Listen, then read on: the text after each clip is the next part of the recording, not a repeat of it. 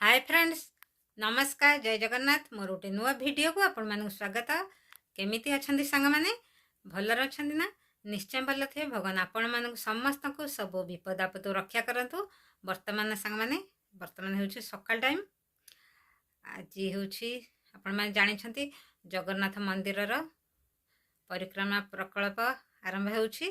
वर्तमान माने सब गाँ तरफरु मुठे अरुआ चाउल आ गोटे गुआ जगन्नाथ मंदिर को दिया होछि। आम शाशुघर गाँ तरफरु मध्य दिया होछि। सेथिपई गाँ लोक माने भजन कीर्तन रे माने अरुआ चाउल गुआ नै उछंती। माने जगन्नाथ पुरी जगन्नाथ मंदिर सेठी अर्पण करा जिवो। आउ संग माने आपण माने वीडियो को फुल वॉच करंतु। आ जो माने मो चैनल ले प्रथम थर पय आछन मो चैनल को लाइक शेयर सब्सक्राइब कर देंतु। आपण माने वीडियो को जमार सब्सक्राइब करन नाही। आ आपण मान को टिके टिके सपोर्ट तो मोर निहाती दरकार। चलन संग माने आम शाशुघर गाँ तरफरु भजन कीर्तन होछि। चलंतु आपण माने देखि दियंतु। तुमर तो टेस्टी खाइबा ब्राह्मण भोजन।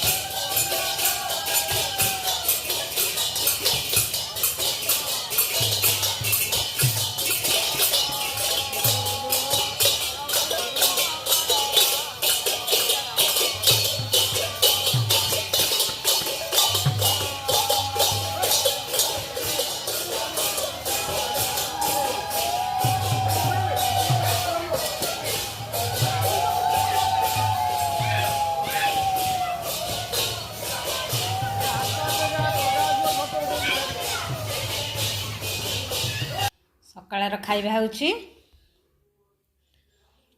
सिंगड़ा आलूचप आ सहित ठाकुर भोग मटर तरकारी।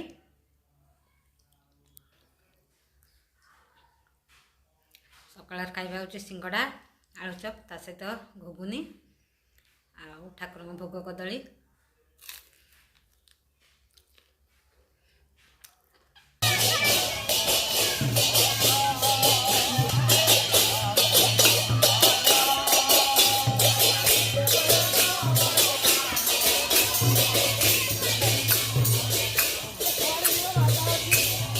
वर्तमान सांग मैंने सकाल टाइम आमर बिना पियाज रसुण बरा सिंगड़ा एमती खियागला। वर्तमान ए खराल रोसई आज जेहेतु पियाज रसुण आबनी से आज अरुआ भात डालमा हम। जेहेतु आज जगन्नाथ ठाकुर माने अरुआ चाउल गुआ दियाला से आज माने अरुआ भात डालमा हम। चलतु वर्तमान टाइम आसी 12टा बाजीगला। मुझे वर्तमान एवं रोसे आरंभ करदेवी। आपण मैंने मो सहित जोड़े रही था। वर्तमान देखु आमर डालमा बघरा चलती। घीओ शुखा लंका जीरा टमाटो तेजपत्र धनिया पत्र पड़ी गोटे भल आकार छुंक प्रस्तुत चलती।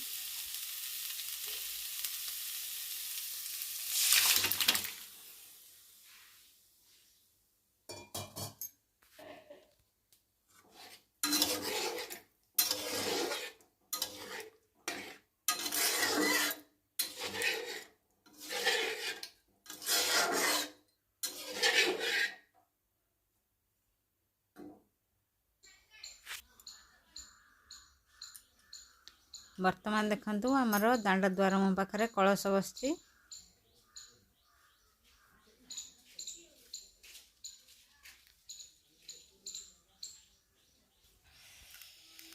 ଅରୁଆ ଭାତ, ଡାଲମା, ତା ସହିତ ଆଳୁ, ଟମାଟୋ, ଗୋଟେ ବାଇଗଣ, ଗୋଟେ ଦଳା, ତା ସହିତ କାକୁଡ଼ି ସାଲାଡ଼।